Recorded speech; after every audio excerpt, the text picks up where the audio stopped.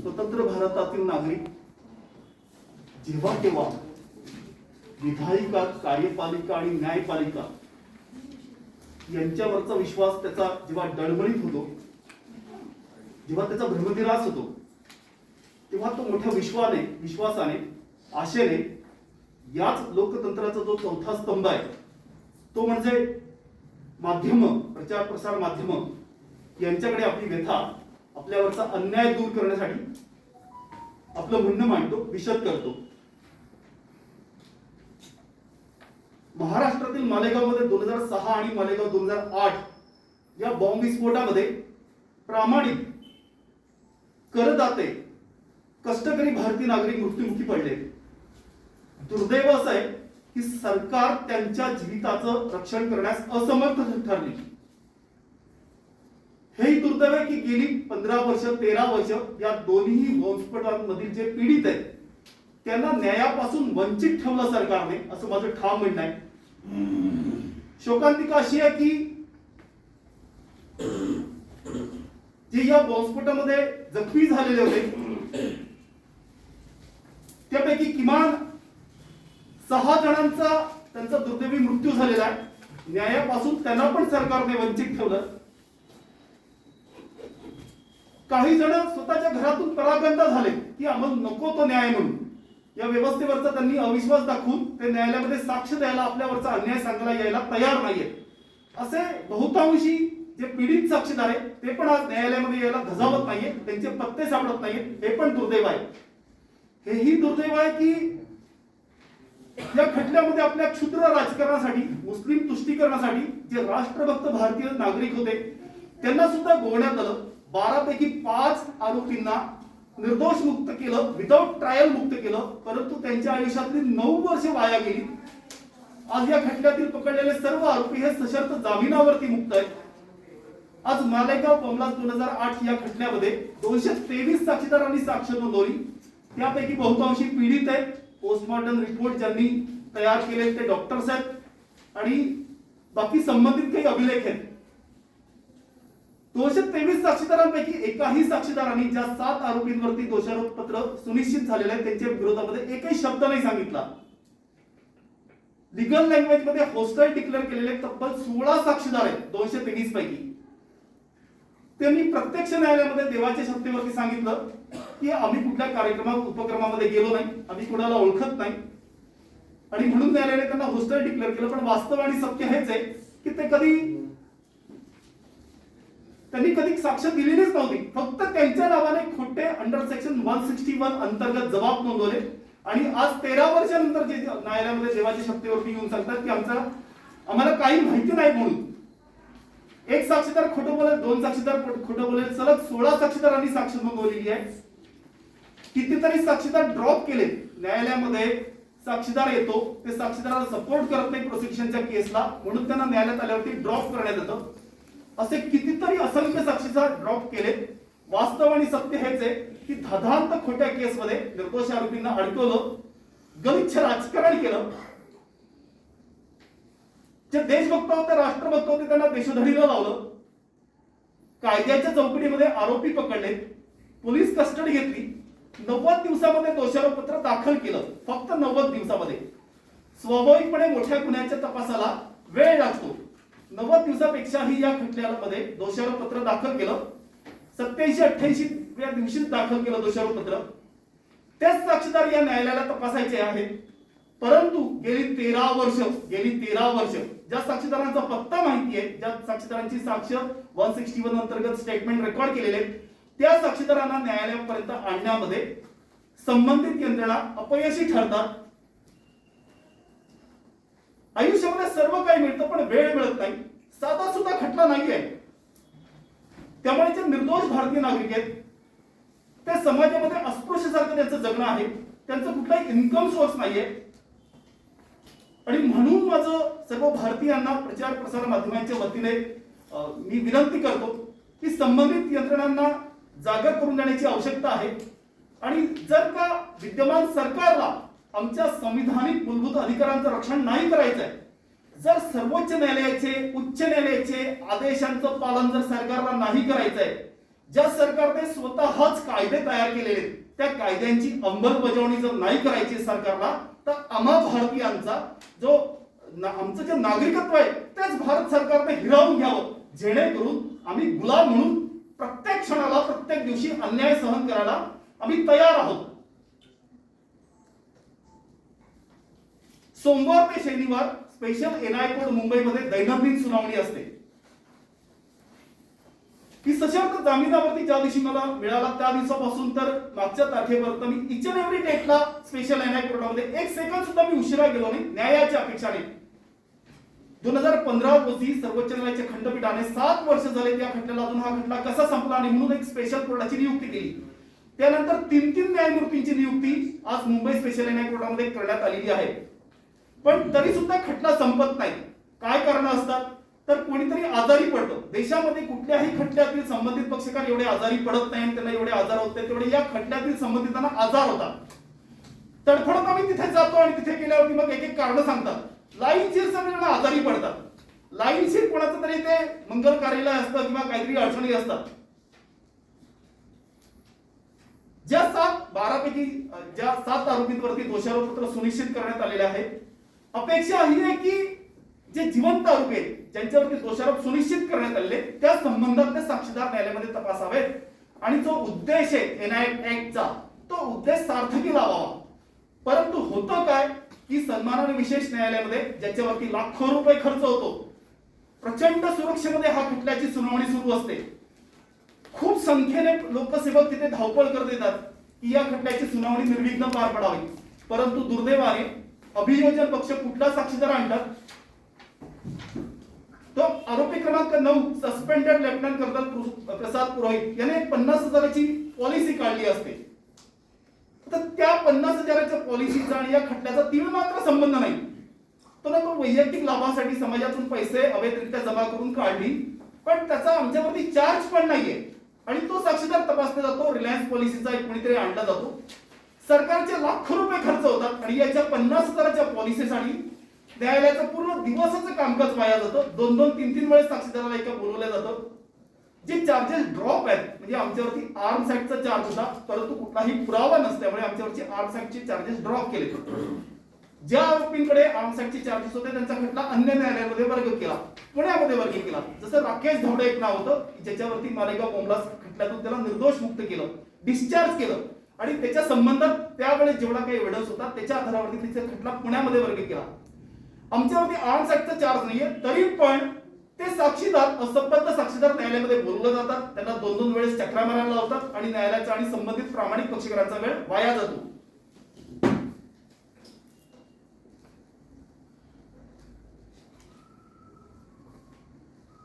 जर 13 वर्षाचा जर आपण सुनावणीचा कालावधी बघितला, कष्टकरी भारतीय प्रामाणिक नागरिकांच्या कररूपी पैशातून ही आपली न्याय व्यवस्था सुरू आहे.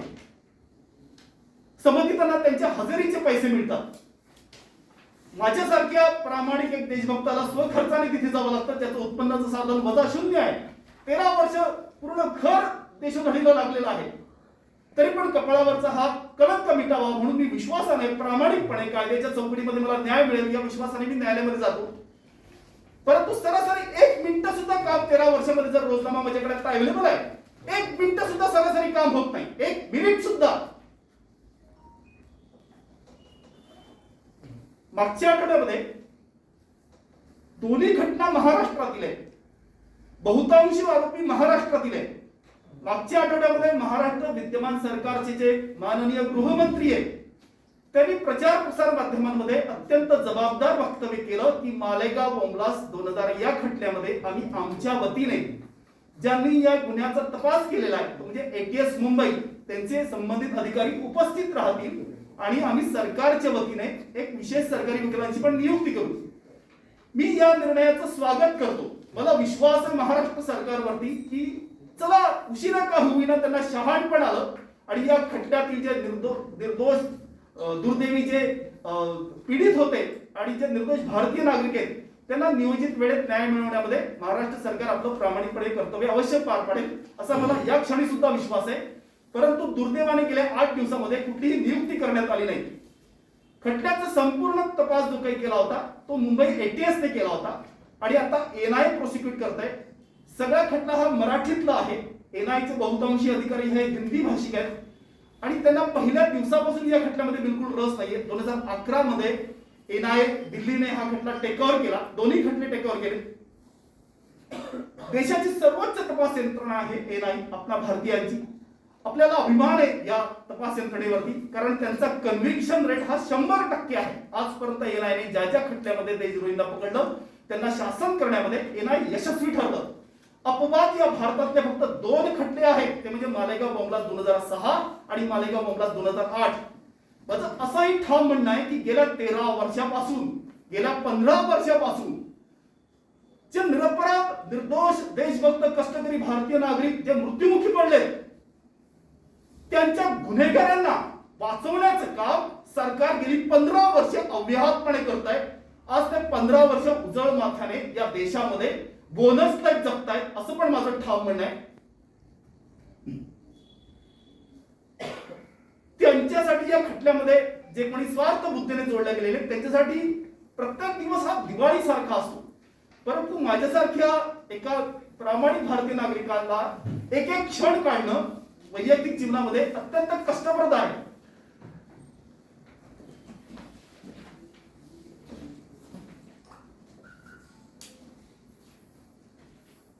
आम्ही सर्व काही विसरायला तयार आहोत. आमचं फक्त एवढंच म्हणणं आहे की भारतीय नागरिक म्हणून जे पीडित आहेत आणि जे निर्दोष भारतीय नागरिक आहेत त्यांना कायद्याच्या चौकटीमध्ये या स्वतंत्र भारतामध्ये 15 वर्षानंतर 13 वर्षानंतर का होईना येणाऱ्या तारखेपासून सन्मानाने विशेष एनआयए न्यायालयाचा प्रत्यक्ष सत्कारणी लागावा. कायद्याच्या चौकटीमध्ये सत्य कथन करावं. सन्माननीय न्यायालयामध्ये सरकारने आज ताब्यात सरकारने फक्त आणि फक्त राजकारण केलं या खटल्याचं असं माझं ठाम म्हणणं आहे. म्हणून मी आज माझी व्यथा घेऊन प्रचार प्रसार माध्यमांकडे आलेलो आहे. आणि या अगोदर सुद्धा जेव्हा मी पत्रकार परिषद घेतली त्यानंतर जवळजवळ 150 साक्षीदार या खटल्यामध्ये तपासले गेले. त्यामुळे यांना जागा करण्याचं काम प्रचार प्रसार माध्यम अवश्य करतील असं माझं ठाम म्हणणं आहे. मी आपल्या सर्वांना विनंती करतो की आपला कुठलाही प्रश्न असेल तर त्या क्षणी मी त्याचं उत्तर देवाच्या शक्तीवरती ठामपणे मी त्याचं उत्तर आपणास नक्कीच देईल. आपण मला कुठलाही प्रश्न विचारू शकता. या खटल्यामध्ये माझे वकील नाहीये कारण मी पूर्णतः निर्दोष आहे. माझं ठाम असं म्हणणं आहे की देशद्रोह्यांचं कोणी वकील पत्र घेता कामा नये. त्यांना नियोजित वेळेत कायद्याच्या चौकटीमध्ये त्यांना शासन होणं हे अत्यावश्यक आहे. आपण स्वस्थ आणि सभ्य समाजाचे प्रतिनिधित्व करतो. त्यामुळे का वकील लोक या खटल्याशी संबंधित का वकील लोक हा खटला प्रलंबित ठेवण्यात धन्यता मानतात हेही मला आजतागायत कळलेलं नाहीये. तुम्ही जर निर्दोष असेल तर खटल्याला सामोरं जा. तुम्ही जर दोषी असेल तर प्रामाणिकपणे दोष स्वतःचा गुन्हा कबूल करा आणि फासावरती जा. पण कष्टकरी भारतीय नागरिकांच्या प्रामाणिक कररूपी पैशाचा सातत्यपूर्वक अव्याहतपणे अशी उधळपट्टी कोणी करू नये, त्याचं समर्थन करू नये असं माझं म्हणणं आहे. आपले काही प्रश्न असतील तर आपण अवश्य विचारावेत अशी मी आपणास विनंती करतो. तुमच्या मागण्यांपैकी पहिली मागणी की पूर्ण वेळ सुनावणी. आता गेले 3 वर्ष जवळजवळ 3 वर्ष कोरोनामुळे 6 तास 4 तास असं कोर्ट चालू आहे. तर तुमची ही मागणी कशा पद्धतीने ग्राह्य धरली आहे? भारतीय संविधानाअंतर्गत हा नियोजित वेळेत न्याय मिळण्याचा हा प्रत्येक पीडिताला आणि निर्दोष भारतीय नागरिकाला सुद्धा अधिकार आहे. एक मुद्दा. दुसरा मुद्दा, सर्वोच्च न्यायालयाने 2015 रोजी खंडपीठाने एक आदेश पारित केला. 7 वर्षापासून हा गुन्हा प्रलंबित आहे तर एक स्पेशल कोर्ट आपण तयार करा, 1 महिन्यामध्ये बेल ऍप्लिकेशन डिस्पोज ऑफ करा आणि हा खटला तात्काळ संपवून टाका अशी एक स्पेसिफिक ऑर्डर आहे. 3 स्पेशल, भारतातलं एकमेव उदाहरण, 3 स्पेशल कोर्ट तयार झाले. 3 स्पेशल कोर्ट तरी सुद्धा सुनावणीमध्ये संबंधित येनकेन प्रकारे हा अभिलेख मिळाला नाही, हा आला नाही, तो आजारी पडला अशा कहाण्या सांगून एक दिवस एक महिना वाया घालवतात. म्हणून माझं असं म्हणणं आहे की एनआयए मध्ये डे टू डे ची प्रोव्हिजन आहे. डे म्हणजे 11:01 नाही, डे म्हणजे 11 ते 6. अभियोजन पक्षाने जर रोज 5 साक्षीदार आणले, 10 साक्षीदार आणले, त्यांना न्यायालयाने वेळोवेळी विनवणी केली, त्यांना आग्रह केलेला आहे तुम्ही रोज 10 साक्षीदार आणा, 5 साक्षीदार आणा, पण अभियोजन पक्ष साक्षीदार न्यायालयामध्ये आणत नाही. कारण काय तर मी आज देवाच्या शक्तीवरती सांगतो, माझ्या स्व अनुभवाच्या शक्ती अधिकाराने सांगतो की या खटल्याशी जे संबंधित आहेत ते उच्च न्यायालयामध्ये आणि स्पेशल एनआयए कोर्टामध्ये जोपर्यंत त्यांच्या आवडीचे न्यायाधीश न्यायमूर्ती येत नाही तोपर्यंत त्यांना खटला चालवण्यामध्ये रस नाही. SD टेकाळे साहेब म्हणून 2016 रोजी नियुक्ती करण्यात आली. त्यांनी साध्वी प्रज्ञा सिंग ठाकूरला क्लीन चिट दिल्यावरती सुद्धा जामीन दिला नाही. स्वाभाविकपणे अभियोजन पक्षाला त्या न्यायालयासमोर खटला चालवण्यात रस नाही, कारण जिला क्लीन चिट दिल्यावरती ज्या न्यायालयाने जामीन सुद्धा दिला नाही तर सरकार त्यांच्यासमोर काय खटला चालवणार, म्हणून त्यांच्यासमोर खटला चालवणार नाही. आदरणीय SD टेकाळे साहेब न्यायाधीश महोदय हे अत्यंत वैयक्तिक जीवनात चारित्र्य संपन्न आणि प्रामाणिक होते. त्यानंतर आले टेकाळे साहेब, आदरणीय न्यायाधीश महोदय टेकाळे साहेब.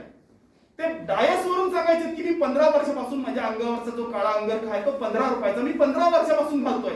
हे उदाहरण मी यासाठी सांगतोय कारण ते टोकाचे प्रामाणिक होते. आत्ताचे विद्यमान न्यायाधीश महोदय सित्रे साहेब, तुम्ही त्यांचं प्रसार माध्यमांमध्ये किंवा कुठल्याही सोशल इलेक्ट्रॉनिक माध्यमांमध्ये किंवा कुठल्याही इंटरनेटमध्ये तुम्ही त्यांचं एक छोटासा फोटो सुद्धा तुम्हाला सापडणार नाही. अत्यंत वैयक्तिक जीवनामध्ये निस्पृह, चारित्र्य संपन्न, टोकाचे प्रामाणिक आणि प्रसिद्धी परांगमुख असे न्यायाधीश आहेत.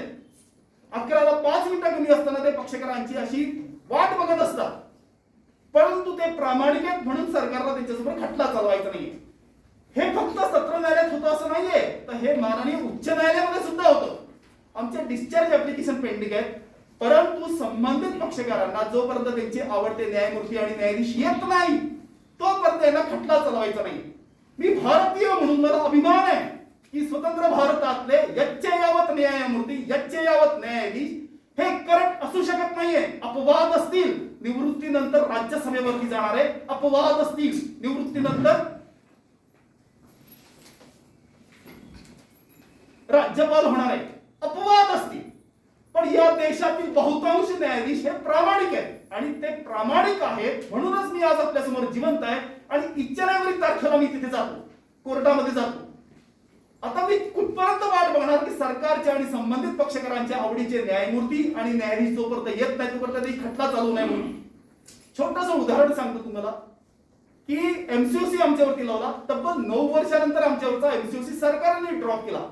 कायद्याची तरतूद असते की 14 दिवसाची पोलीस कस्टडी द्यावी, 90 दिवसात दोषारोपपत्र दाखल करावं. आमच्या खटल्यासाठी असं वेगळं काही नाही आहे. प्रस्तावित कायदे वर्ष लाखो खटले या देशामध्ये चालतात. या खटल्याचं असं वैशिष्ट्य आहे की सरकार म्हणते यांच्यावरती MCOC लागतो. पहिल्या दिवशी सगळ्यांना कळत असतं की MCOC आमच्यावरती लागत नाही. 9 वर्ष सरकारी वकील बिलं ओढतात, लाखो रुपयांची बिलं ओढतात आणि 9 वर्षानंतर सरकार म्हणते यांच्यावरती MCOC लागत नाही. पण ज्यांनी खोटं सबमिशन केलं त्यांचं काहीच केलं नाही. या खटल्याचं जर तुम्ही फायनान्शियल ट्रान्झॅक्शन बघितलं तर यांची करदाते भारतीय नागरिक यांची गाढवावरून धिंड काढतील. इतका प्रचंड पैशांची उधळपट्टी निर्लज्ज निगरगट्टपणे संबंधित करतात. अभि म्हणतो आज तरी सत्याला सामोरं जा ना, आज तरी सत्याला सामोरं जा. तुमचा देश आहे, तुमची व्यवस्था आहे, आम्ही तयार आहोत खटल्याला सामोरं जायला, परंतु सरकार प्रत्येक वेळेस पळ काढतं. स्पेशल एनआयट मध्ये प्रोव्हिजन आहे की एखाद्या न्यायमूर्तींची पदोन्नती झाली, एखाद्या न्यायाधीशांची जर ट्रान्सफर झाली किंवा ते निवृत्त झाले तर 7 दिवसाच्या दुसऱ्या कोर्टाची नियुक्ती करावी उच्च न्यायालयाने, अशी कायद्यामध्ये तरतूद आहे. कारण हे गंभीर गुन्हे असतात, देशविरोधी बॉम्ब्लास्टचे खटले, UAPA ऍक्ट अंतर्गत, NI ऍक्ट अंतर्गत खटले असतात, ते अत्यंत गंभीर खटले असतात. परंतु महिनाभर जर कोणी आजारी सरकारी वकील पडलं, आमच्या खटल्यामध्ये 2 सरकारी वकील आहेत. महाराष्ट्रातला आमचा दुसरा खटला आहे, प्रमोद महाजनांच्या खटल्यामध्ये 2 सरकारी वकील होते. तो एक अपवाद होता. संबंधीचे उज्ज्वल निकम साहेब होते, त्यांच्यासोबत राजा ठाकरे म्हणून अशा 2 विद्वान सरकारी वकिलांची नियुक्ती केली होती प्रमोद महाजनांच्या खटल्यामध्ये. एकच आरोपी होता, कन्फेशन दिलेलं होतं, क्रिस्टल क्लिअर खटला होता, तरी पण 2 सरकारी वकील काळजीपोटी त्यावेळेच्या सरकारने घेतली होती. या खटल्यामध्ये सुद्धा 2 स्पेशल PP आहेत, परंतु या खटल्याचं कामकाज दैनंदिन नाही चालत, पूर्ण वेळ नाही चालत आणि यंत्रण प्रकारे खटला हा चालूच नाही, याच्यासाठीच सगळेजण प्रयत्नरत असतात. म्हणून माझी मागणी एवढीच आहे की कायद्याच्या चौकटीमध्ये पीडितांना नियोजित न्याय मिळावा, संविधानिक मूलभूत अधिकारांचं पालन व्हावं, कायद्याच्या तरतुदींचं पालन व्हावं. त्या सन्माननीय न्यायालयाचा वेळ, तिथे जे येतात रक्षक ते धावपळ करती, ते 9-9:30 वाजता पोहोचतात आमच्या सुरक्षेसाठी आणि आरोपी येत नाही आणि नाही संबंधित आरोपींचे वकील येत नाही किंवा सरकारी पक्षाचं काहीतरी कारण असतं. जे 1 दिवस, 2 दिवस, 1 महिना, 1 वर्ष, किती वर्ष, एकच मानवी आयुष्य आहे ना आमचं. म्हणून मला विश्वास आहे की आज मी इथे जो शब्द बोलतोय तो संबंधित ठिकाणी आपण अवश्य पोहोचवाल. या व्यवस्थेतील जे प्रामाणिक आहेत त्यांचा विवेक नक्की जागृत होईल आणि त्यांना गांभीर्य येईल, महाराष्ट्र सरकारला गांभीर्य येईल आणि ते त्यांच्या महाराष्ट्रातील जनतेला 13 वर्षानंतर 15 वर्षानंतर अवश्य न्याय मिळवून देतील असं मला आज वाटतं. म्हणून मी व्यथा माझ्या आपल्या समोर मांडायला आज आलेलो आहे. अजून कोणाचा एखादा प्रश्न असेल तर अवश्य विचारा. आपण मागच्या वेळी म्हटला होता 2-3 वर्षांपूर्वी की जर त्यावेळेचे एटीएस प्रमुख हेमंत करकरे सर जर जिवंत राहिले असते म्हणजे त्या शहीद झाले ते त्यावेळी तर तुम्ही लवकर तिथनं बाहेर पडला असता त्या खटल्यातनं असं तुमचं म्हणणं होतं. मी आज पण त्या म्हणण्यावरती ठाम आहे. मी निर्दोष आहे म्हणून मी पहिल्या दिवसापासून वकील दिला नाही. एक मुद्दा, मी निर्दोष आहे म्हणून इच अँड एव्हरी ट्रायलला मी 1 सेकंद सुद्धा उशिरा गेलेलो नाहीये. माझं सिंगल एक्झम्पशन ऍप्लिकेशन नाहीये, माझं सिंगल ऍडजमेंट ऍप्लिकेशन नाहीये. कारण काय तर मला नियोजित वेळेत न्याय मिळावा म्हणून. मी आज परत एकदा सांगतो की स्वाभाविकपणे तपासाच्या अंतर्गत काही जणांची चौकशी होते, परंतु जर श्रद्धेय करकरे साहेब जर त्यावेळेस जर त्यांना होतात मी आलं नसतं तर मी आज आपल्या समोर व्यथा मांडायला उपस्थित नसतो. मी माझं 13 वर्ष निर्दोष भारतीय नागरिक म्हणून समाजहिताचं देशहिताचं अवश्य काम केलं असतं. करकरे साहेबांमुळेच हा खटला नंतर लांबला. ते जर असते तर त्यांनी अवश्य दोषींना पुढच्या 90 दिवसामध्ये 180 दिवसामध्ये अवश्य त्यांना फासावरती लटकवलं असतं असं मला आज सुद्धा वाटतं. पण मग कोण मग आडकाठी करते? सरकार, जबाबदारी कोणाची आहे? सरकारची जबाबदारी आहे ना. माझं असं म्हणणं आहे सरकार कोण प्रोसिक्यूट करताय? सरकार करताय. मालेगाव बोंबला 2006 मध्ये जे आरोपी पकडले गेले ते सगळ्याचे सगळे डिस्चार्ज, सगळ्याचे सगळे जामिनावरती. मालेगाव 2008 मध्ये जे आरोपी पकडले गेले ते सगळ्याचे सगळे डिस्चार्ज, काही जणांना सशस्त्र जामीन मिळाला आणि या खटल्यामध्ये तरी 223 साक्षीदार झाले. मालेगाव बोंबला 2006 या खटल्यामध्ये आज तागायत एक साक्षीदार तपासला गेला नाही. याच खटल्यामध्ये विसंगती नाहीये. 2008 मध्ये 2006 मध्ये पण प्रचंड विसंगती आहे.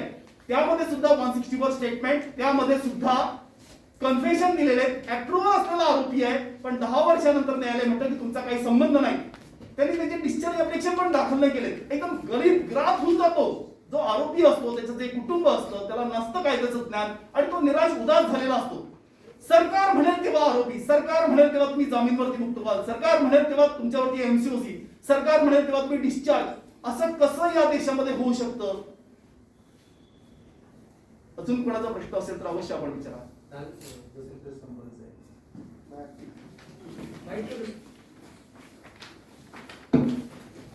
एक स्टील फुट